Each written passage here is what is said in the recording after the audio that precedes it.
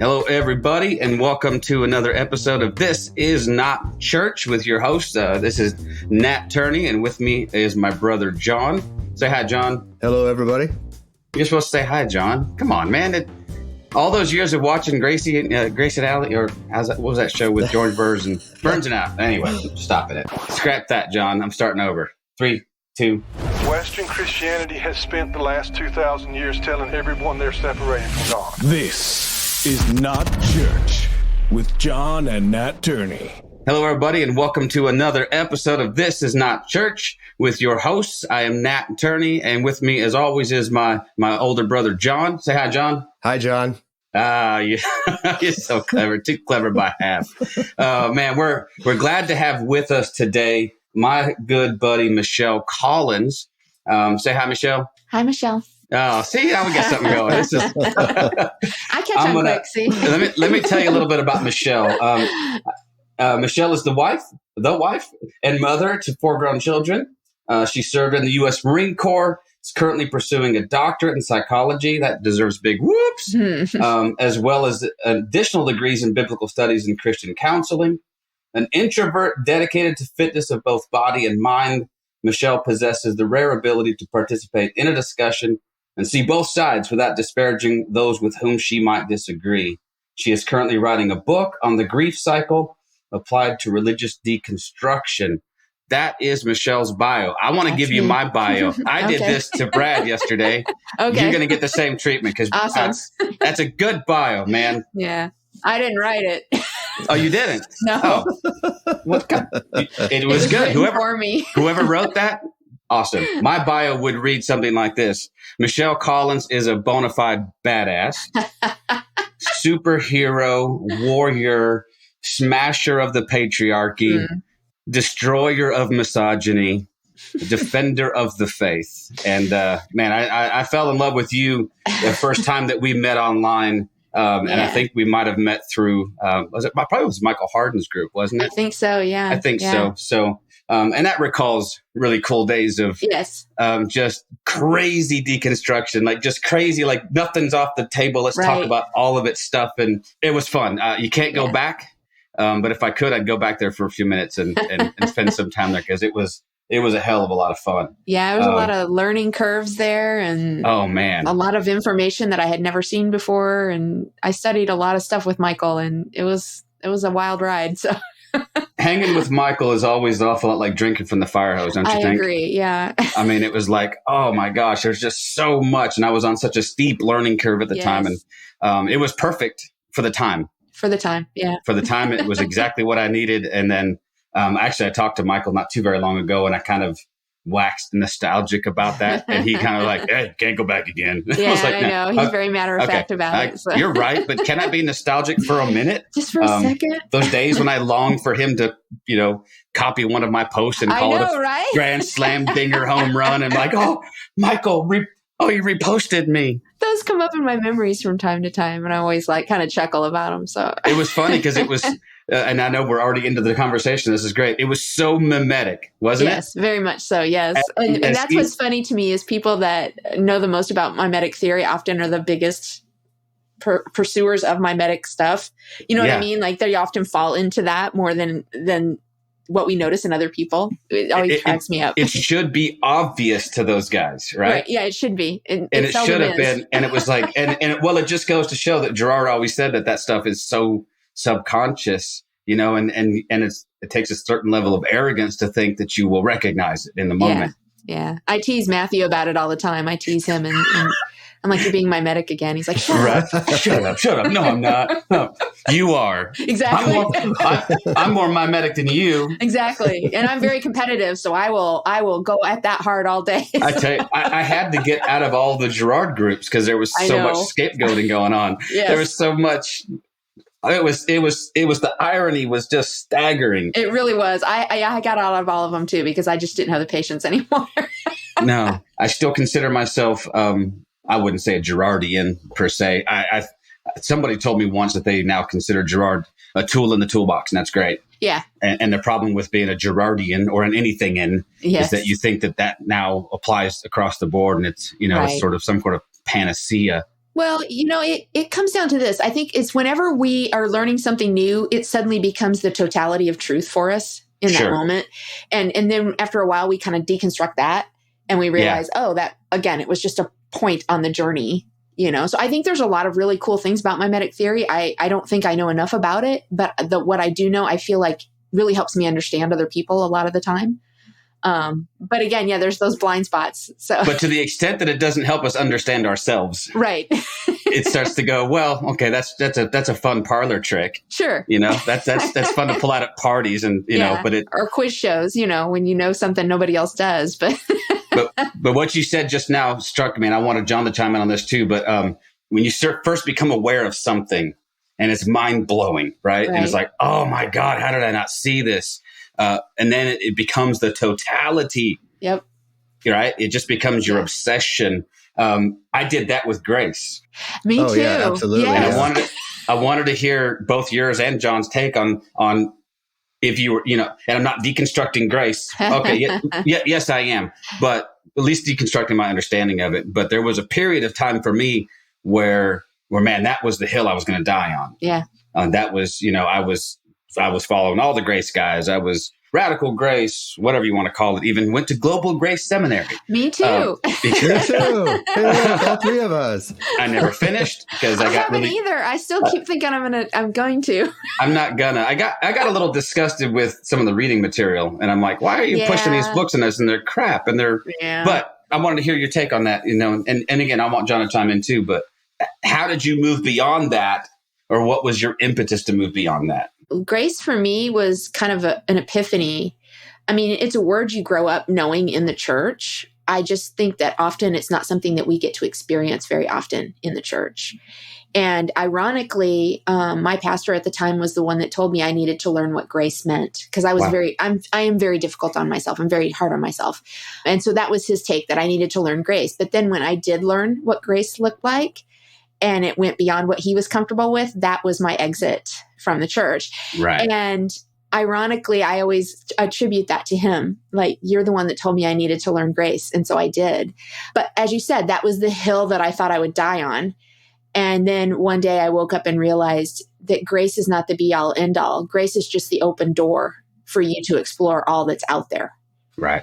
And that'll make other people uncomfortable. Oh, it will. That'll make them very, it'll give them the willies here and there. And they'll be like, no, that's not good. Because they're stuck on that grace hill. Right. And they want to get defensive about their position. Right. Right. What do you think, John?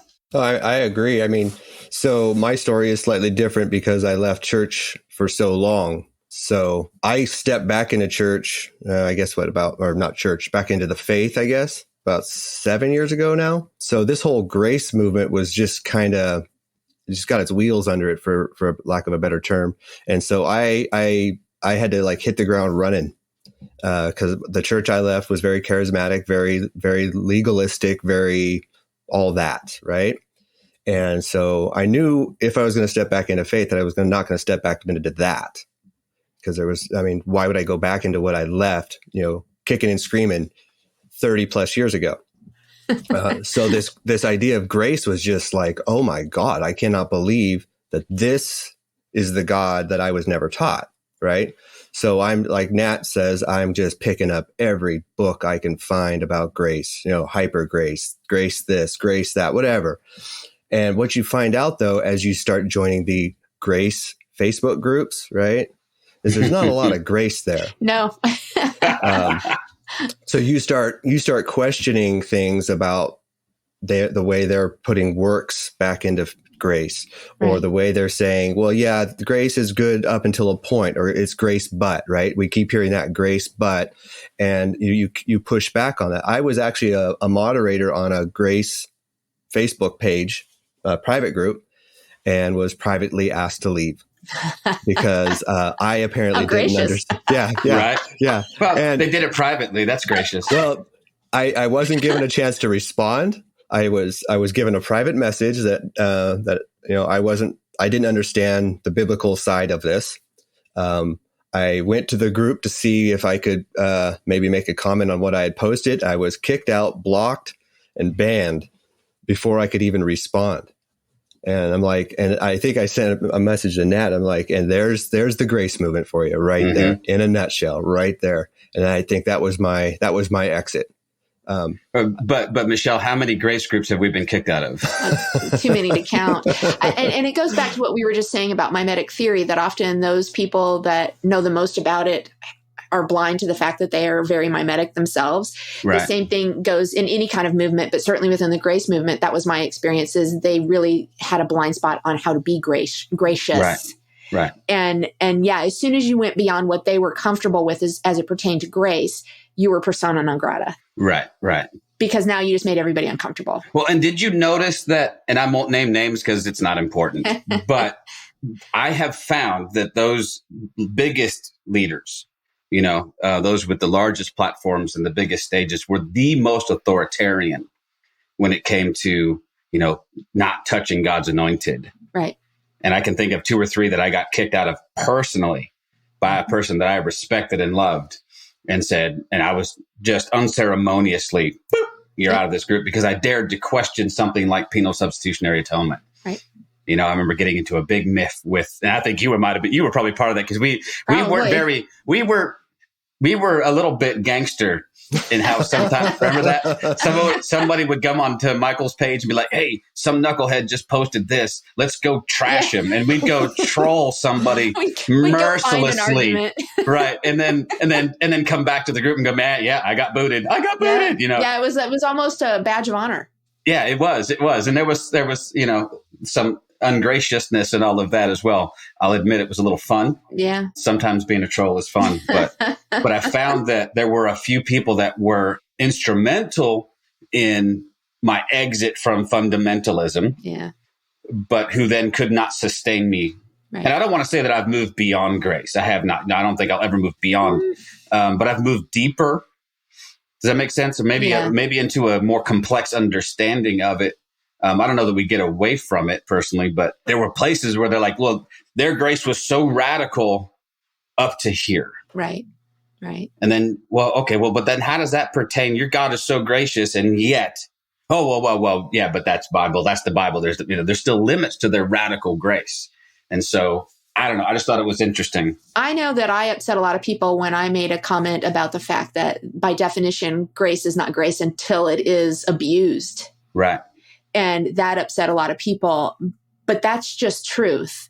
If you're going to look at the very definition of the word, there is no such thing as grace until you have to give it to somebody for stepping beyond your boundaries. Right. And yet people are still putting boundaries on grace itself. And that's why I got to a point where I just realized, like, this is a sticking point for some people, and it's okay. They were a point on my journey, but that doesn't mean that they are the end of my journey, and I can go beyond them. It doesn't mean that there's anything wrong with them. It just means that I've moved beyond that, and I have a different understanding. And if grace is what it's supposed to be, that's okay. 100% agree.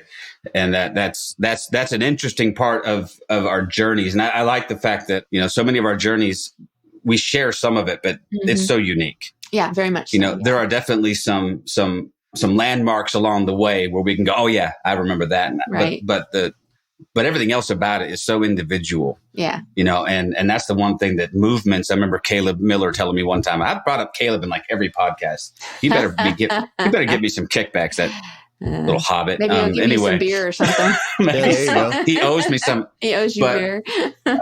But he made a joke about movements. I was like, he doesn't like movements because it's like it's a movement. They move, and that his obvious association was with some other kind of movement. So he just thinks they're full of crap. And sounds like Caleb. Sounds. He was less couth. I imagine. And but I believe that to be true. So I stopped seeking movements. Yeah. I'm done jumping on the bandwagon of the next big thing.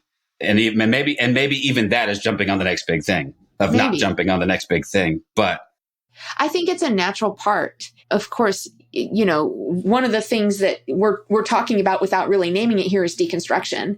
Absolutely. And everybody's doing that at their own pace, and it's very subjective and specific to the individual.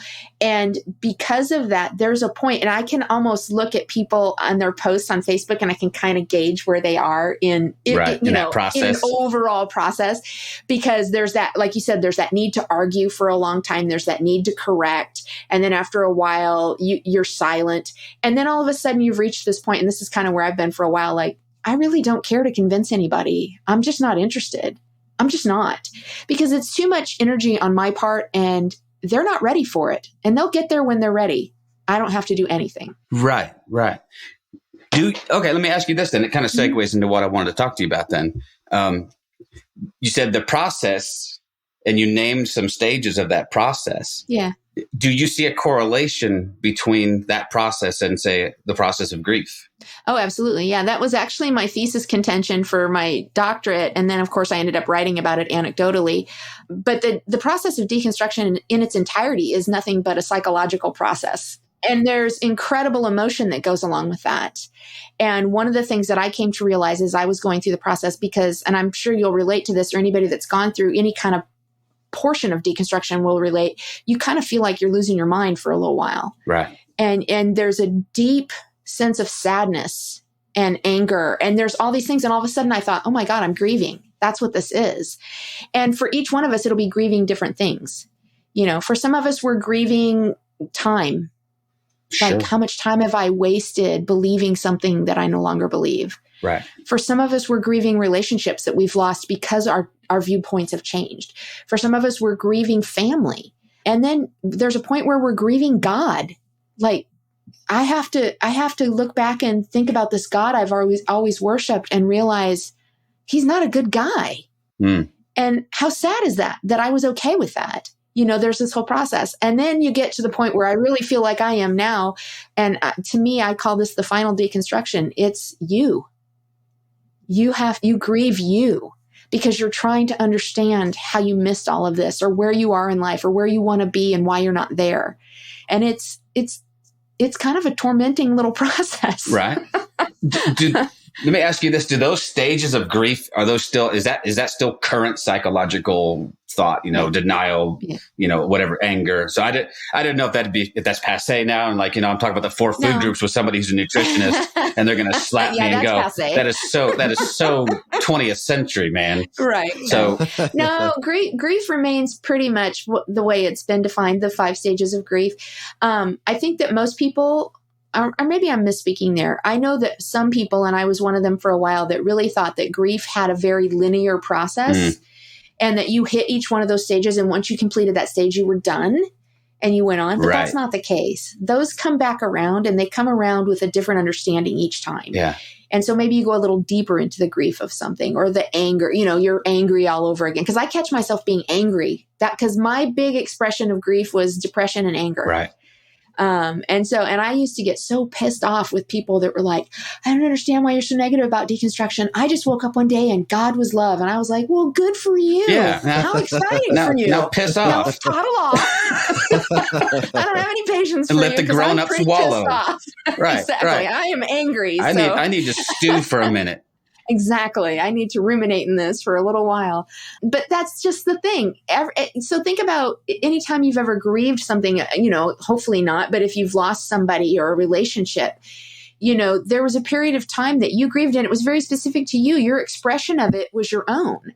Well, the same holds true here. It's your expression, your experience. Right. And nobody should tell you what that looks like. Nobody should put a timeline on it for you or tell you that you should be done right now. Right. It's yours. My mother participated. She did grief counseling for a long time as a layperson, and that was the one thing that I think she took away from that and shared with me, was that grief is so individual. Yes. And she mentioned the nonlinear thing quite a bit. Like, you don't get to just track through these stages and go, well, next, woohoo, I'm done. Yeah. Actually, I've completed it. It's like the stages of a video game or something. Yeah. It's like, where's my award? I get to sew a patch on, right? Where's my 30-day chip of grief? Well, as soon as you check off all the boxes and you hand in the slip, then you get your reward back. You get your reward. Exactly. And that's what people think it is. What normally happens is the second you think you're over it, you get your ass kicked again. Exactly. Yeah. I like to call them sneaker waves, because they perfectly nice day. No, I don't see them coming. John and I lost our cousin to suicide not too long ago. And it was and is heartbreaking and heart-wrenching. And I'm sure John was actually much closer to him than I was. They lived near each other. And but I grew up with him. He's one of my best friends. And that grief process, I went through it fairly quickly. And then I'm minding my own business, chilling at the beach one day, metaphorically, and bam, I'm on the ground, and I'm back at stage one. Yeah. This can't be. How can this be? This wasn't supposed to be like this. And I know, talking to some people through their deconstructive process, I know, John, you can speak to this for a second, but I remember you telling me how pissed off you were, like that if that God who you had discovered, 30 years later had been introduced to you in your youth, you might not have had, so I don't want to speak for you, but what was your thought on that? Well, I mean, it's like Michelle was just saying, it's like time was stolen from me. Right. And, looking back now that I can get past that stage, or whatever you want to call it, I can look back at it and say, well, yeah, but look at all the good things that happened in those 30 years. I had a lot of really good things in my life. I got married during that. I had kids during that.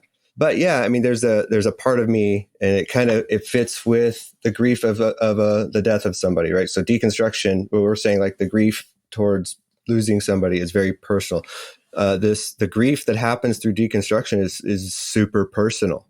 And for people to come on to Facebook groups or whatever you want to say, and then try to analyze you and explain to you, for lack of a better description, to mansplain to you why you're feeling this way right now and how we can help you through this process. Right. So yeah, I mean, anger, and it pops up all the time, and you think you're over it, and then you're not, and then you think you're over it, and you're not. But we need a term for that, John. For when people try to condescendingly explain God to you, just call it Godsplaining. Godsplaining. Allow me, Michelle, to Godsplain something to you. Excellent. You don't actually have the same revelation that I have right now, and I want to share this with you. Godsplain. Hey, I have this special spiritual anointing that allows me to see a little deeper into this. Yeah, God likes me a little bit more than you. So yeah. Oh, Lord have mercy. I was talking to my wife this morning, and we were, a lot of this stuff happens. And again, I'm still talking about deconstruction because it's interesting to me. Sure. But a lot of this happens beneath the surface, don't you think? Yes. Like before you even put a name to it. So I was asking my wife, I'm like, well, because the one thing that we have never done is we've never thought about this. Thankfully, we've not been on the same page. We've been in different places in our journeys. And I started this process before she did. But I was always a lot more skeptical than she was anyway. So to the degree that somebody is a hardcore believer in something, some piece of certitude, some piece of religious formula that now is like rent asunder, do you think that has a deeper effect? Like for me, kicking some of the stuff to the curb wasn't that hard. I didn't actually really believe it in the first place. I found later, I'm like, okay, well, I was super skeptical of the prophets and the healers and the, some of the circusy atmosphere, what do we call it? The charismania of some of it, so that wasn't hard for me to jettison. That was rough on my wife. And so she fought that a little harder. But there was a point where that stuff didn't work anymore. And I wanted to ask you about if there was a point for you where something that you had put a lot of trust into just didn't work. And if that was part of the impetus to go, well, maybe that's all crap. I'll be real honest and say that I am currently in a place right now, and this drives one of my friends crazy, one of my face-to-face friends. He asked me if I still believed in God. And I said, most days. And he went, what do you mean by that? You have to believe in God. I said, no, I actually don't have to believe in God. Yes, you do. Oh my God. And I'm like, see, but you're responding from all of this religious indoctrination that you've experienced. For me, I'm still trying to figure out God. I'm still trying to wrangle how God could be what I was always taught he was. And in all honesty, there are days when I fear that he is actually all that I I was taught he was. And now I'm really on the outside. So I have those PTSD moments. I think that for people that are really deeply indoctrinated, it is a very difficult process. But I also really think that it depends on your personality. Sure. I think that plays so much into everything, because we can both have the same level of indoctrination, but you will handle it differently than I do because you have a very different personality than I do. So for me, I'm a very introverted person. I'm very introspective, analytical, structured. I have to look at everything from 1,500 different perspectives before I can put it to bed. And it's so difficult to do with God. Right. Because we just don't even have a complete picture of God anywhere. No, and never will. And exactly. So there's times when it's just too much for me and I have to put it away for a while. And that's what I've done for quite a while now, is I've just put God away. I find that strikes me as healthy. I hope so. I don't always feel healthy. I think so. I mean, it's not. I agree. What any, I can't imagine any mainstream pastor telling you, just take a break from God. Right. No. However, they were like, no, you need to dive deeper. That's when you double down on your faith. That's when you triple down on your faith, and you end up, like the poor guy in Brad Jersek's new book, where he's just torn apart from the inside out. And he's just, Well, it's come down to this though. They've taught us that certainty is faith. Right. And it's not. It's the opposite. Right. Faith is not being certain of something. Faith is mystery. Right. Right. It's wrestling every day with something you don't understand, and knowing that somewhere there's an answer. That's faith. Right. Not doubling down on everything that you've learned and saying that's the totality of truth. Right. I find that anymore, I just have a visceral reaction to certitude. Yeah, I do too. Yeah. I get really, number one, I just trust it entirely. It doesn't strike me as anywhere near intellectually honest. And people who are that cocksure about anything, honestly, it doesn't have to be God. You could be that certain about, the greatest rock song ever written, and you and I are going to tussle, even if we agree. I mean, how can, over something so subjective, but this whole thing of certainty, I don't know if you had ever read Pete Enns' book, The Sin of Certainty. Yes. So, I mean, and that's that was my first sort of foray into, okay, well, yeah, what I had described as faith all my life is actually not faith at all. It's a formula we concocted to get God to do stuff that we think he should do. Something we can measure, actually, right? Remember those Word of Faith days where, see, actually what, John, let me go back to a previous thought. For 30 years, you feel like sometimes you missed out on some things. I feel like you dodged 30 years worth of bullets. I agree. But that's our perspective. I'm sure he feels like he's missed out.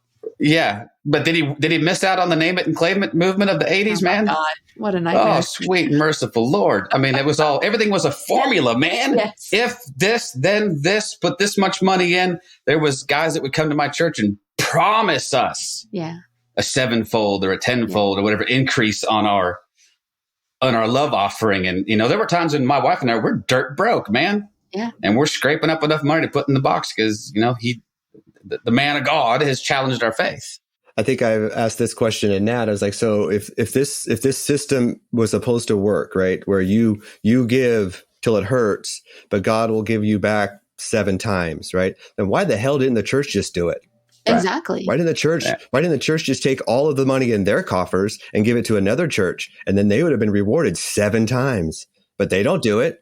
I asked that question once and got told to shut up. So, Andrew Farley, you point out a blind spot. Andrew Farley, one of the guys that I have a love-hate relationship with, but in his book, God Without Religion, he makes that point. He says somebody had come to their church and told them to basically tithe their way to prosperity. And he's like, okay, then that's exactly what the church should be doing. So go for it. Prove it to me. But anyway, I didn't mean to go off the topic of that.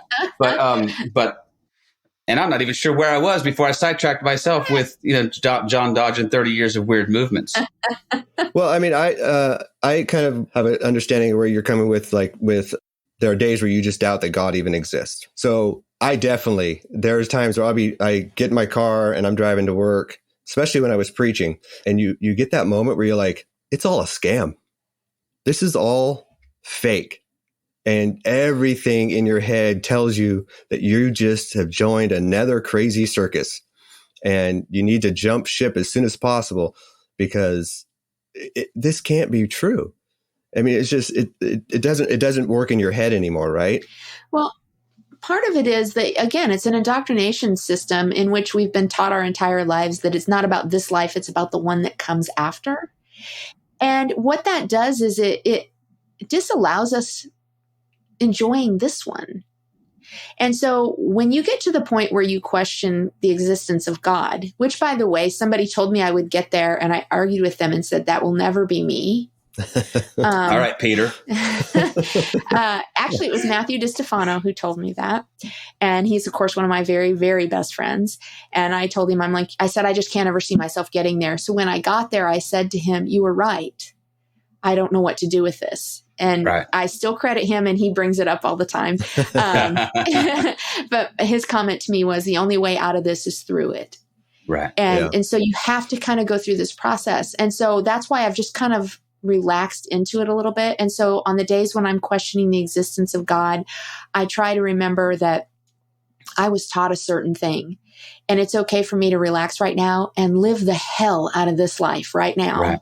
Yeah. And trust that God, if there is God, he's good enough that he's made a way for afterwards. Right. You know, and I know there would be a whole lot of people that would, jump on that. Well, he did make a way, and Jesus is the way. And, and I know that, but I kind of look at it and go, okay, then. Right. But it's interesting that you say that, because if you go back and listen to my conversation with Brad yesterday, you're going to hear some themes. Yeah, I'm sure. And one of the things that we talked about yesterday was exactly that. Yeah. Is that those who have relegated the gospel into whatever happens in the sweet by and by. Right. Whatever. And then, for him, whatever hell is, whatever weeping and gnashing of teeth is, it will be the weeping and gnashing of teeth over a life that was wasted. We didn't live. Yeah. That we didn't live. And then in true Brad fashion, and obviously scriptural fashion, and then what? And then he'll wipe away every tear, and then we move on to the next thing. Whatever that is. And I so hope that's true. I so hope that's true. And so for Brad, when he says that, his faith is, he stopped saying that he was hopeful because it sounded wishy-washy and like as though he had like, it's just something I sort of pie in the sky. He goes, well, my hope is in a person. Right. And my hope has a name, and his name is Jesus. And what that means for him, and I think what it means for me too, is that I don't have to know all those answers. Right. I have got to learn to be okay with I don't know as a response. And it's a hard thing to get used to. It is a hard thing, especially for someone like you. I know who's very analytical and needs to examine everything. How do you get comfortable with? I don't know. I'm not. I can honestly tell you that sitting here right now, I literally feel emotion in my throat and tears in my eyes, because this has been my reality for the last few days. What if? Yeah. I don't have it together. What if? And so I find myself back in that place sometimes. And it usually coincides with when life is very difficult for one reason or another. And, you want to go back to that Deus Ex Machina idea of, if I just do the right thing, then God will bless. You want to go back to what's familiar because it's comforting. And then I think where the emotion comes in is then the logical side of my brain goes, but that's not true. And so what are you left with? I don't know. That's why I feel all this emotion. I don't know. And I'm not comfortable here. It's a tough place to be. Right. For a little while, I really leaned into this mystery thing a little bit. Richard Rohr was a good resource who likes to say things like, God is not a mystery we can't understand. He's a mystery we can endlessly understand, right. Which is pithy and great. Yeah, it's great. Someone like Merton, who writes a lot of really great stuff. And I love Merton deeply, but there's sometimes when I read it and I go, that's awesome. Yeah. And so what? Yeah, exactly. Give me the rubber meets the road thing. Give me the thing that what do I do when, and I'm sure both of you have had this experience, when you wake up in the middle of the night, terrified. Oh, yeah. Yeah. Like, oh my God. Like, maybe God's a giant sheep. And I've had lamb chops my whole life. But no, that's being silly. I think if God was anything, he'd be a dog. Yes, that's my take on it. I see God in my dog way more than any all the time. Most humans. All the time. Yeah. But I know that for my wife and I, and you were present with us, not physically, but emotionally, when our daughter got very sick. And then, so in speaking with my wife this morning, I'm like, if you had to put a finger on it, that moment where something broke, it was that. Oh, I'm sure. It was the fact that, she was 19 when this happened. Uh-huh. So we'd been married all these years. We'd had these fantastic kids. Everything was going swimmingly. And we seemed and felt impervious to tragedy. Right. And then the giant FU. Yep. Of an inexplicable, unpredictable thing. Yeah. And then God does not come through. Right. In the way that you expect him or want or hope that he will. Right. So she didn't die.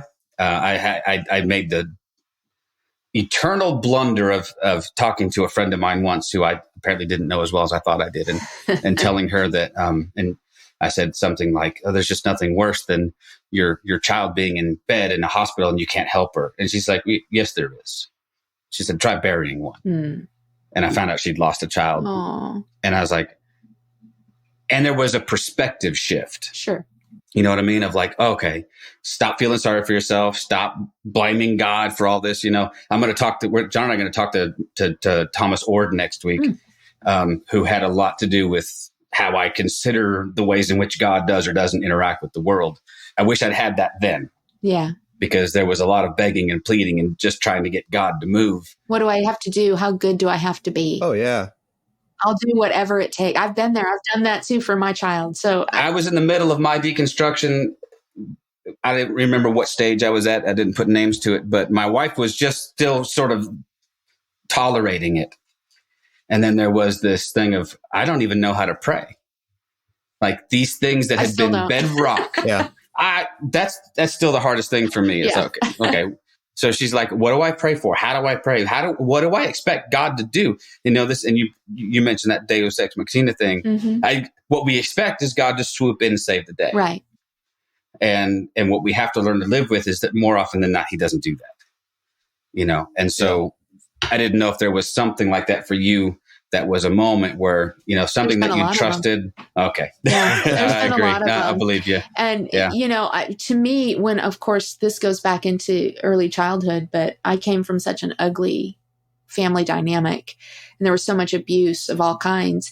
I remember as a small child believing God hated me for some reason because why would he let this happen? Why would I be subject to this if I was a good girl. I went to Sunday school every week. I prayed. I listened to my parents. I did everything I was supposed to. And yet all this ugliness was happening. So I must have displeased God in some way. So why wouldn't he fix it? And then, of course, that idea carried into adulthood. And so where you're constantly striving to be good enough, you're constantly striving to hit the mark that you're not even sure what that is. But you just so desperately need God to come through.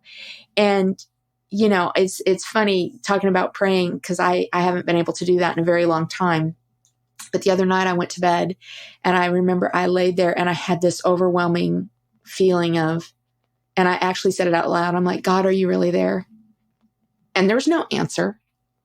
There's just not. That's why I said, so on any given day, do I believe that God is there? I don't know. Because I would really like it if God would write on the wall for me.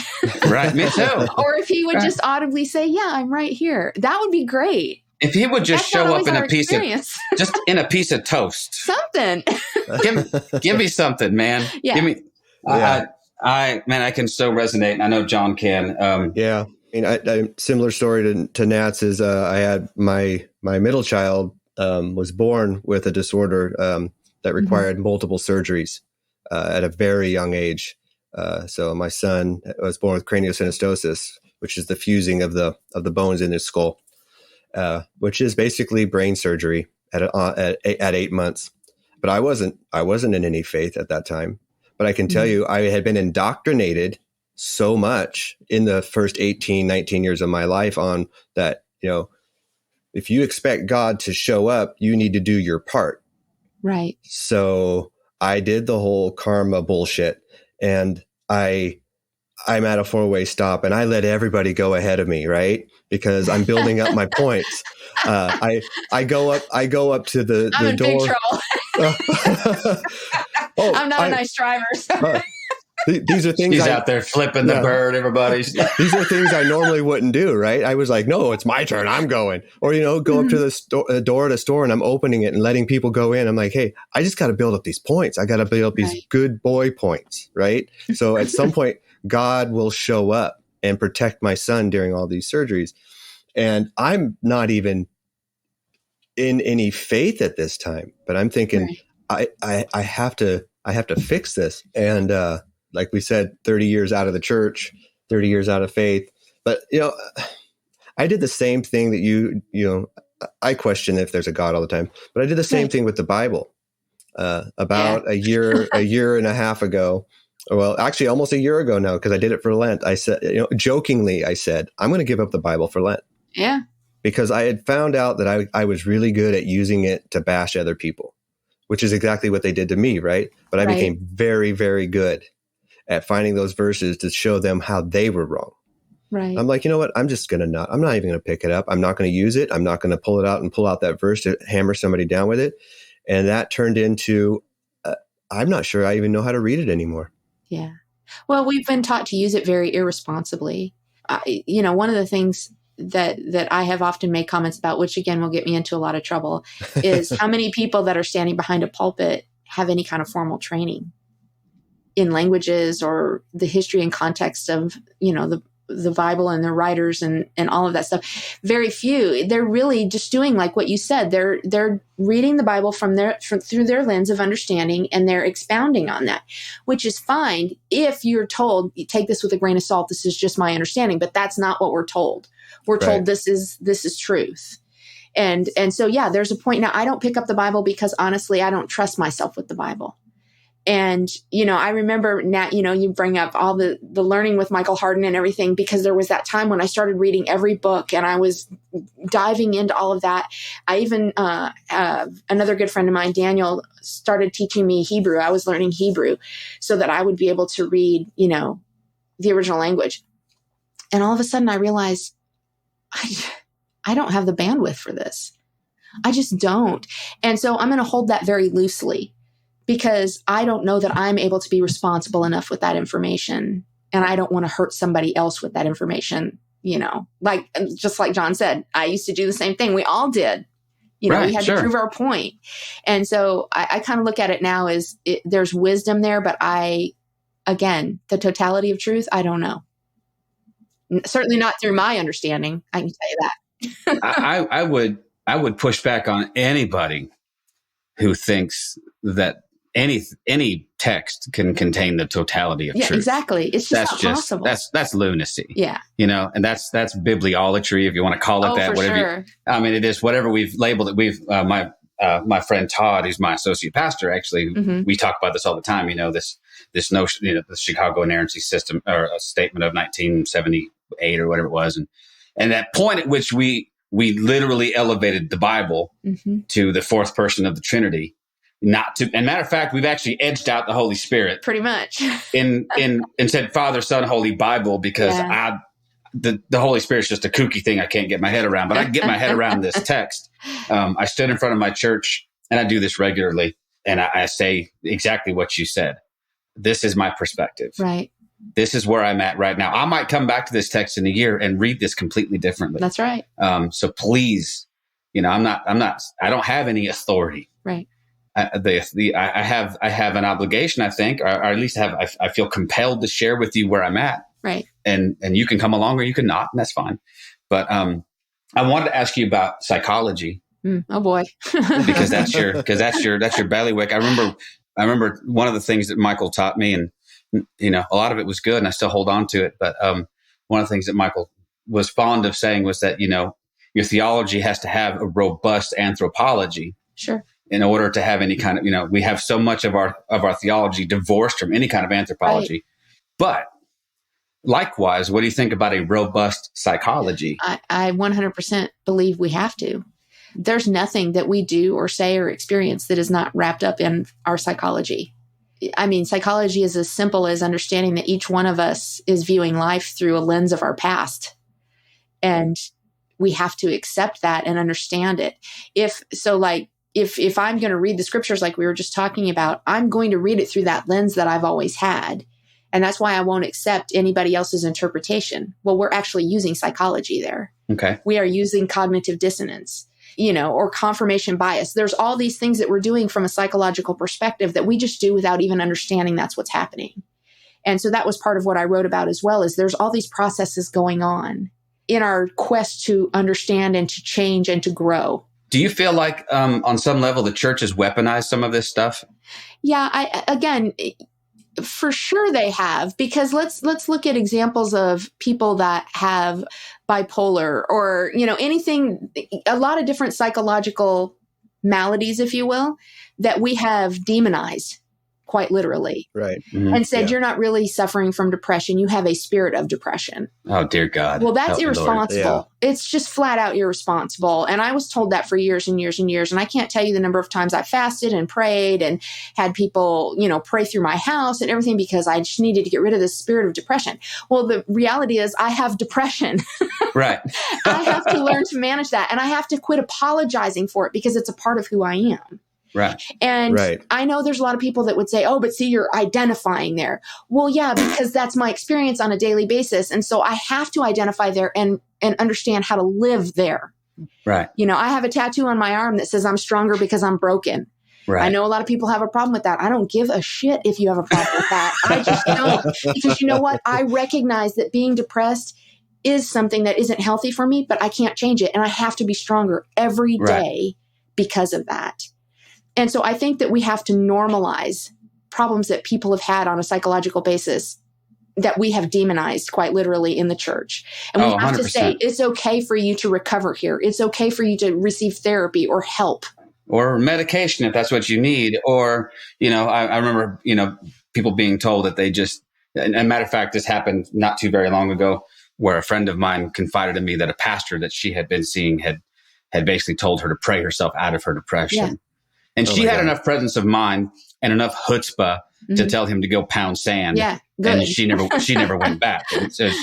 But for everyone like that, there's 30 or 40 who take what that person says as, or maybe there's hundreds who say, oh, okay, maybe I just feel like the church traffics in things. And when I say the church, I mean the church writ large, right. Right. I mean that as a generic sort of catch-all, but as an institution has trafficked in things that have actually led to more cognitive dissonance. Sure. Yeah. That have and led damage. to more identity crises. Yes. That have led to all kinds of mental health issues and then prop themselves up as those who could help solve the problems they helped to create. Right.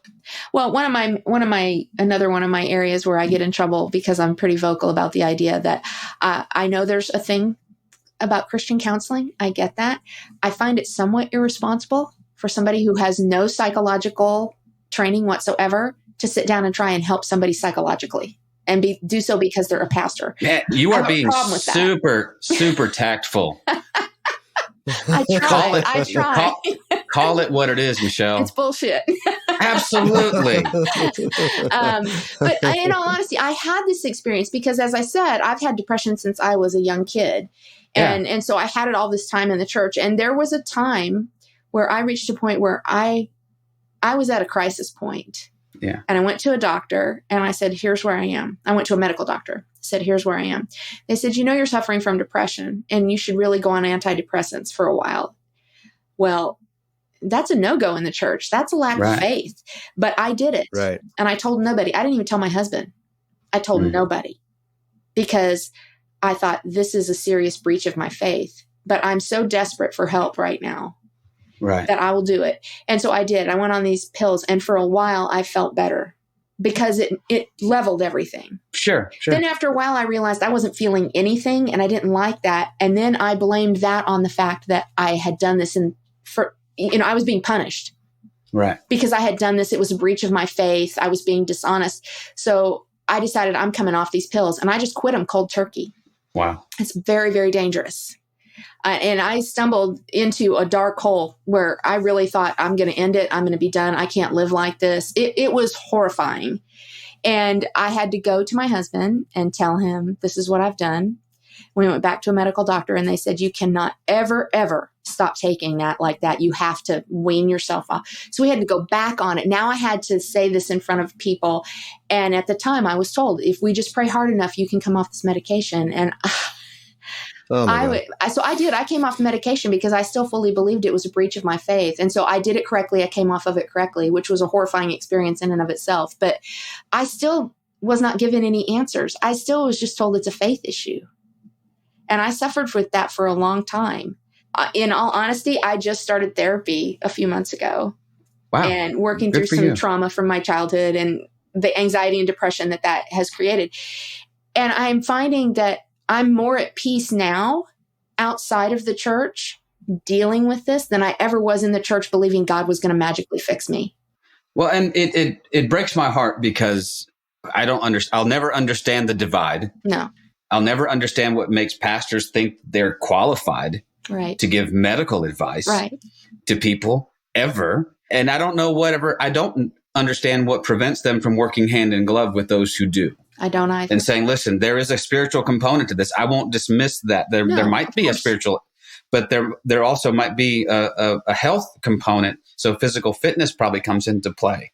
The ways in which you change your diet. Absolutely. We can approach this from all this, from a very holistic sense. And the pastor or counselor or whatever, I believe can be an integral part of that. Right. But when we sat down to plant this church, I have my 6 or 8 people that helped plant this with me.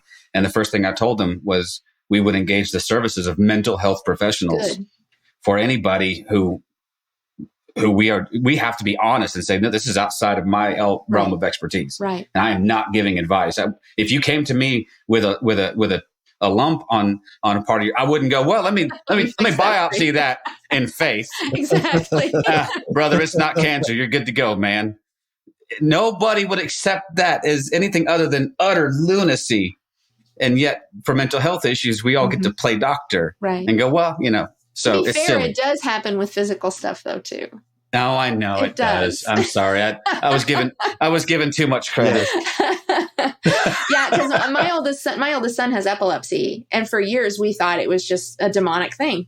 Oh my goodness. And we have to pray it away. Yeah. He has to fast. And then we even went back, it was a generational curse. We have to go back and break a generational curse. Oh man. And help me, Jesus. I'm embarrassed by this stuff because we actually went back and did these, I'm like, not even kidding, like incantation kind of stuff. Like if you just read this stuff and your whole family doesn't, it'll magically be better. Well, that's not true. He still has epilepsy.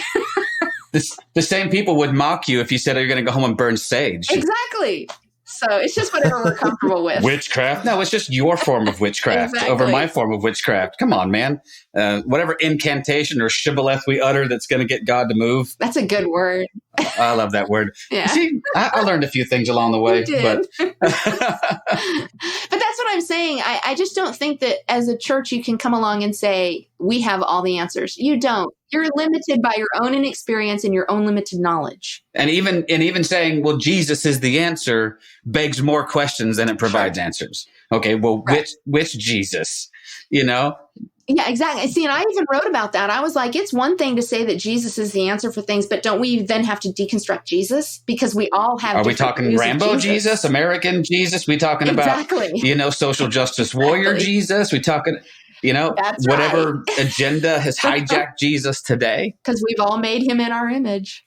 Of course we have, My personal favorite is Jeff Goldblum Jesus. Oh, I haven't seen this one. Because I'm just making him up on the spot. I'm thinking that he would be sort of wryly witty, but self-deprecating, a little bit of, okay. We thought so long about, whether we could do this, that we never stopped to think if we should.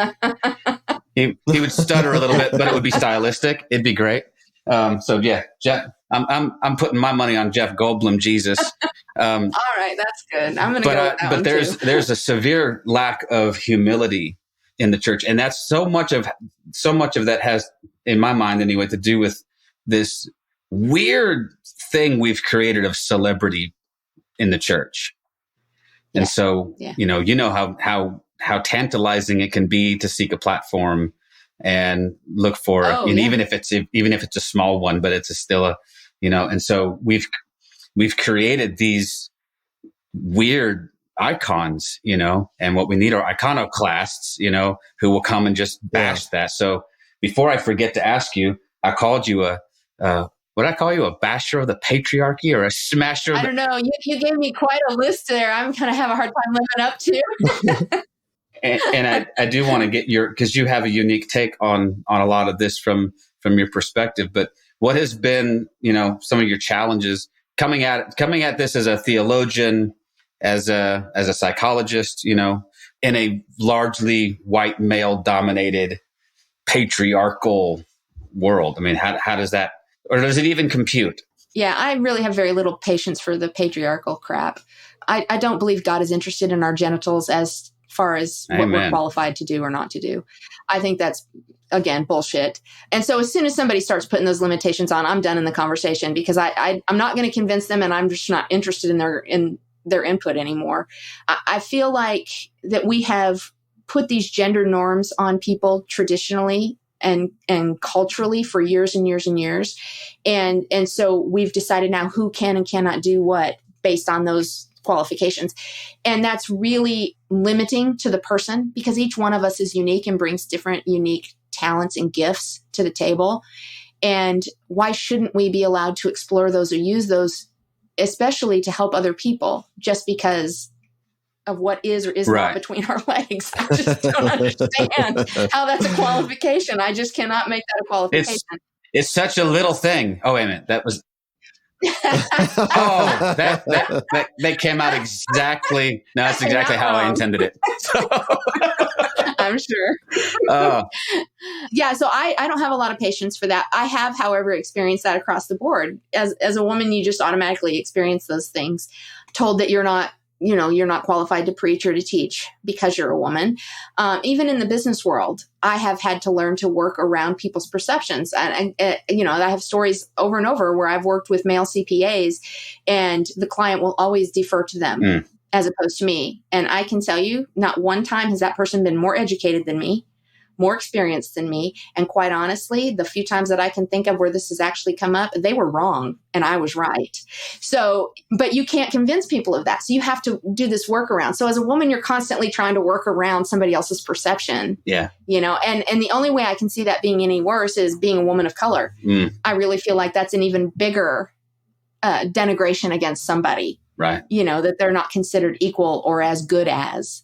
And it's a difficult challenge, and it's quite honestly one that pisses me off pretty regularly. So, again, that's where I get mouthy and I get in trouble. So, how old were you when you joined the Marine Corps? I celebrated my birthday in boot camp, and I turned 20 in boot camp. So you've been doing this since forever. Smashing the patriarchy, being. I mean, I was only in the Marine Corps 4 years. Come on, but once a Marine, always a Marine. Always a Marine. I mean, Semper Fi. Aren't you a rifleman first, right? Yeah, it's tattooed on my body. I still get comments on it in the gym. There's a lot, especially now here. I'm in Tennessee now, so a lot of people here are very, very keyed into military. Wow. Well, listen, I was in the Air Force, so I know all about the Marine Corps. Oh, okay. No, but I would stop it. As all of my Marine buddies, we razz each other all the time, so they always called it the chair force. Hey, chair force, and I'm like, okay. I spent time on Lackland Air Force Base. Yeah, me too. Which is, of course, where boot camp is for Air Force. And I remember going to the club on the weekends, and the recruits from Air Force were in the club, and I was like, "What the hell is this? What do you mean you get to go to the club while you're in?" Why do you think I joined the Air Force, man? That was like, I literally searched out the branch of service with the least physical requirements. See, I was the opposite, because I was bodybuilding before I went in, and it was like, no, who's got the most stringent requirements? I said, what's the armed service that's least likely to send me off to get shot? And the Air Force sends its officers to fight wars. So, well, there you go. Anyway, good choice. But I do know that I was in the intel business, so I did 12 years in the Air Force as a linguist, and I was always joint service. Always, every intel operation, just about us. And so I spent a lot of time with Marines and sailors and airmen and soldiers. And I had a special level of respect for female Marines. There's not a whole lot of us, or there's more now than there used to be. But they were just the consummate badasses. You know, I mean, and partly because they had to be, you know, they had more to prove than anybody else. They had, you know, so lots of respect for you for that. Thank you. But I'm curious, and I'm always interested in how that kind of stuff informs, you know, the way that you see the world. And that's really why we wanted to have you on, was to talk about your perspective. And that, never mind the fact that I just love you.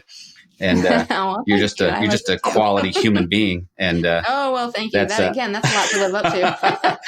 On any given day, that may or may not be true. I think I've set the bar low at just quality. I didn't know. Okay, but again, I still think that's kind of a reach on some days. So. You know what else? You know what else? You're proof of for me, Michelle, is that real, actual friendships on some level can develop on social media. I agree. Yeah. Actually, some of the very best friends that I have, it's come through Facebook. Anyone who would poo-poo that to me would have to I've traveled out of my way to meet people like you. Yep. Me too. You know, a big reason that I went to that conference in Kansas City was I knew you would be there. And I'm like, it's not just Michael, and it's not just the same for me too. I'm like, well, Brad, and you know, Brad's going to be there, and Brian Zahn's going to be there, and whatever. But James is going to be there. And Michelle's going to be there, and Tommy's going to be there, and all these guys that we had been talking online. And what delighted me and still does to this day is that y'all were exactly who you were, what I expected. Like, okay, I think I even remember you saying that. Yeah, I'm like, I hope that these people are who I think they are.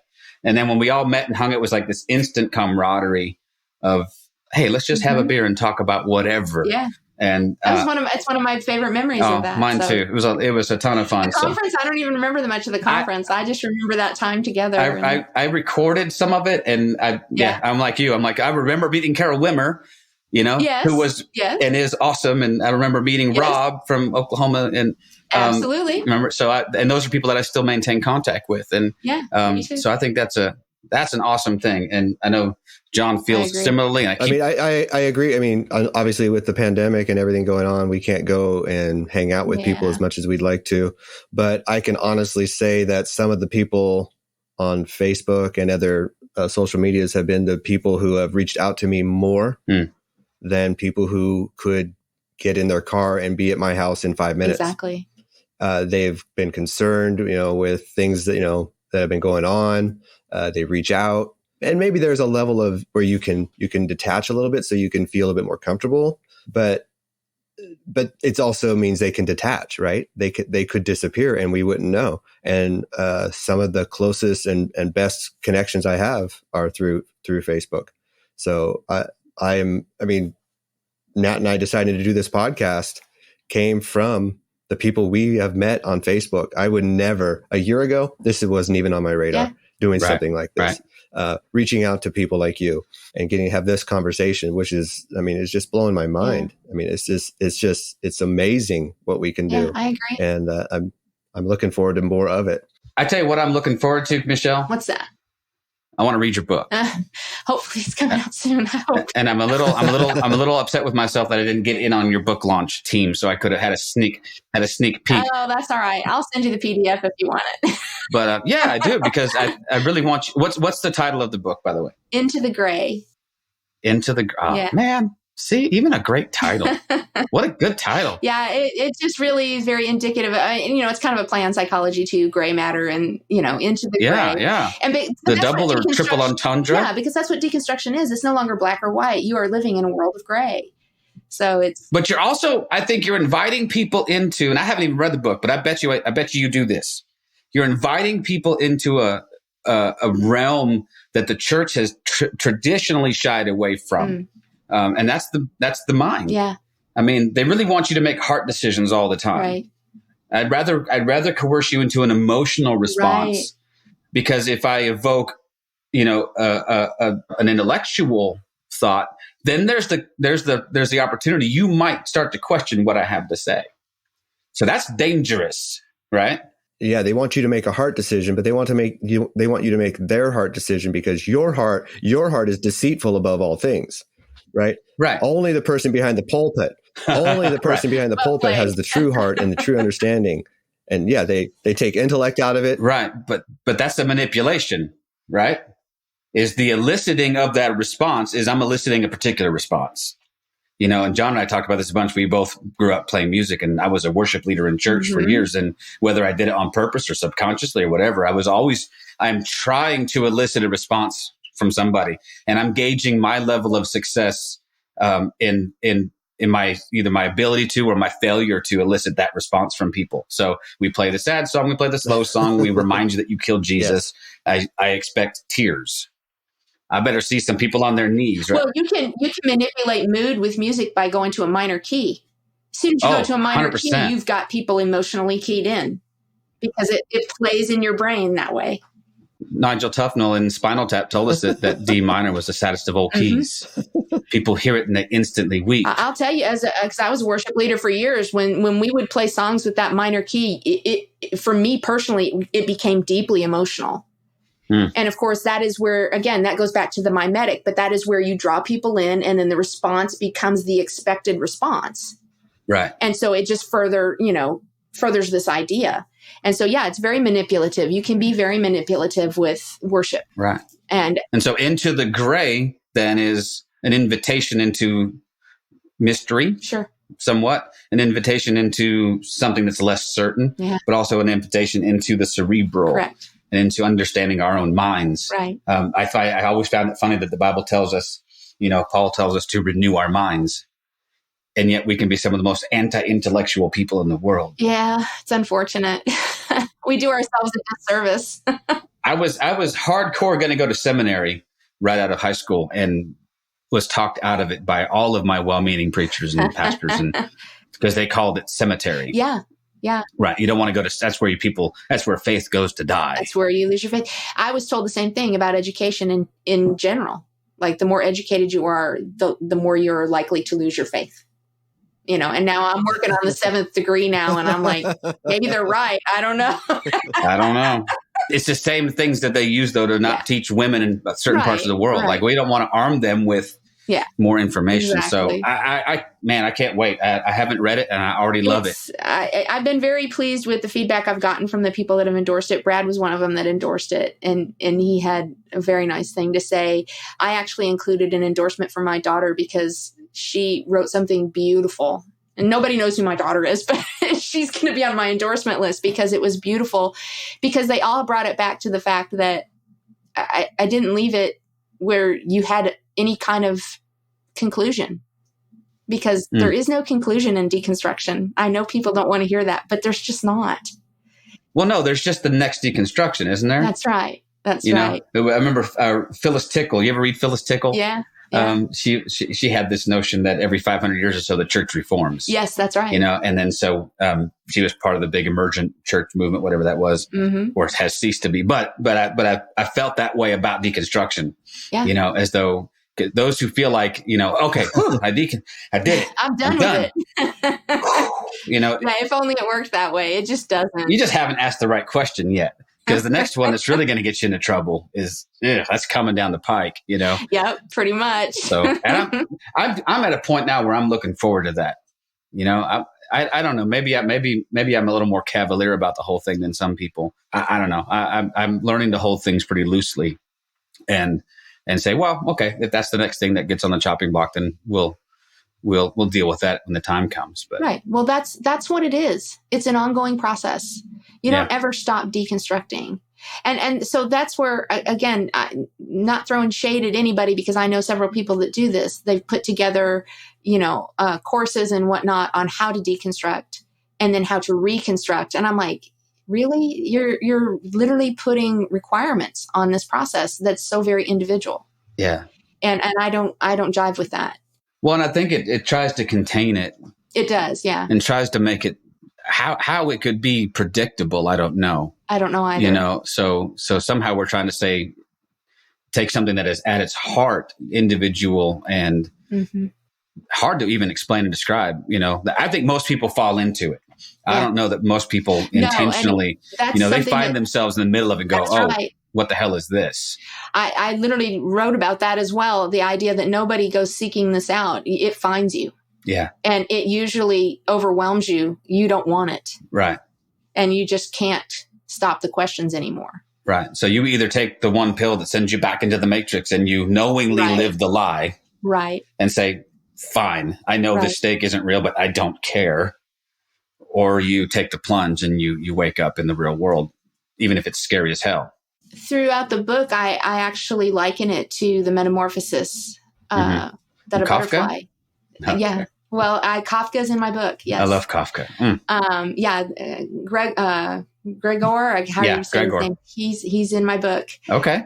Because it spoke to me on such a level of what deconstruction looks like, that subtle change that begins to happen.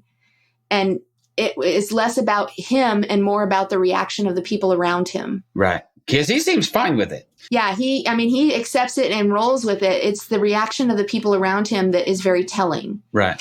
And that was my experience, of course. But the other thing that I referenced throughout the book is the metamorphosis of a caterpillar to a butterfly. Because the caterpillar has within it everything it needs for this metamorphosis, but it's at its own timing. Right. And if it doesn't go through this metamorphosis, it dies. Right. But it's through this metamorphosis that it becomes something else. And so that is kind of what I've likened this whole process to the point where it's tattooed on my arm. Wow. The chrysalis, the caterpillar, the butterflies, the whole story is tattooed on my arm because it was that real to me what this process looked like. Amazing. Yeah. I hope it's going to resonate. So far, the feedback I've got is it has resonated with those that have read it. So. Well, it needs to, and we'll do our small part to promote the heck out of it. You. So I can't wait to see it. I don't know if you have much of a social media presence these days, but people can, I'm sure, find you on Facebook. And I'm on Facebook. If you want to know my bodybuilding stuff, I'm on Instagram. Oh, there you go. Instagram. That's strictly all bodybuilding though. See, there's a whole Michelle. You are like you're an onion, and I peel back layers, and I go, oh, yeah. I 100% meant to talk to you about that. You know what that means, right? What's that? We get to have you back. Oh, just to talk about that. I don't know. If Sure. Oh, we've got. But if you go to Michelle's Facebook stuff, do not troll her. She will not tolerate it. Yeah, I'm not real patient with that these days. I have a few Facebook stalkers that I ignore. Well, you will be shown the left foot of fellowship. Yeah. Well, I just tend to not engage and hope they go away. But yeah, I won't argue anymore. It's not worth it, right? It's just not. I don't have the time in my day for it, to be honest. You said you use the word bandwidth. I don't have the bandwidth for it, man. I just freeze up and go. Yep. I don't know. I'll be honest and say if you catch me on the right day and it's just been a pissy enough day, there's a good chance I might snap back. That'll happen occasionally. But that's not an argue. That's just a clap back. Like that's just me. I'll give you something. I'll just give you something back and then I'll block you. So. Yeah. I had somebody not too long ago say that I didn't take advice well. And I said, well, have you just considered that I'm not interested in your advice? Oh. I mean, you don't know me from Adam. I take advice from lots of people. I pay a lot of professional people for help in my life, from coaches to therapists to nutritionists. Right. I pay a lot of people for their opinion. I'm just not interested in yours. So some random dude on Facebook you're supposed to give equal time to. Random chick. Ay. These people on Facebook. All right. Yeah, I know. But, I've kind of just gotten used to that. So most times I just don't engage, but every now and then I will. But yeah, I'm like you. Sometimes I do that just to remind myself why I don't do that. Yeah. It's like, after a while, you're like, oh, this is too much effort. I legit stopped talking about anything political on Facebook. Oh, my God. I avoid that. I will tell you, this is a guilty little secret. I have a few people that were friends in the past that I still go look at their page like every few days just because of all their political bullshit. It's kind of entertainment for me. Like, nope, that didn't happen. Nope, that didn't happen. Have you started trolling Tucker Carlson yet? Oh, God, no. One of my friends took one of my bodybuilding videos the other day and put it on Facebook and said, I want to introduce Michelle to Tucker Carlson because I was former military and I'm a bodybuilder. I'm like, I wouldn't have the time in my day for that dumbass. No, it wouldn't take you long, huh? It'd be no. I just don't have the time for that kind of stupidity. So no, I just want to remind everybody that you also have 2 podcasts that you do. Right? I do. Yeah. I have Bookish, The Canon Continues, which is kind of on hiatus right now. My life got a little overwhelming. And I went to the publisher and apologized profusely. And he's like, Michelle, it's cool. Let's take a little break. And I said, okay. So I'm kind of on hiatus for that one. And then I have a second podcast called Mental. with my co-host Seth Showalter, who is a mental health professional. And we actually talk through a lot of different stuff, mental health. And it's a growing, he's very excited. He's a numbers guy in that aspect. And so he's like, we have this many viewers now, or this many downloads, and this many people in our Facebook group. And I'm like, I'm excited for you. I don't care. Okay, sure. You show up and talk, right? I show up and talk. That's amazing. So he does all of that. But it is a very good podcast. I think it's a lot of good information on the mental health stuff. So well, good. Well, so those two are out there. Hopefully some folks will come check you out. I really appreciate your time. I'm so thankful that you asked. Thank you. Oh, of course. We love you. You consider you a dear friend. Oh, I do too. And hope and wish nothing but the best for you, and can't wait to talk to you again. Thank you. This is us saying goodbye. Say goodbye, John. Goodbye, John. Oh, he remembered. This has been our lovely friend, Michelle Collins, and we are signing off from the This Is Not Church podcast. Have a great day, y'all. Thank you for listening to This Is Not Church. Be sure to rate and review the podcast on your platform of choice. If you would like to partner with us, visit patreon.com/thisisnotchurch, where you will receive exclusive content such as early access to episodes, videos of upcoming episodes, and live Q&A sessions. Be sure to check out our Facebook group or follow us on Twitter and Instagram. All the links are in the show notes. We'll be back soon with another episode.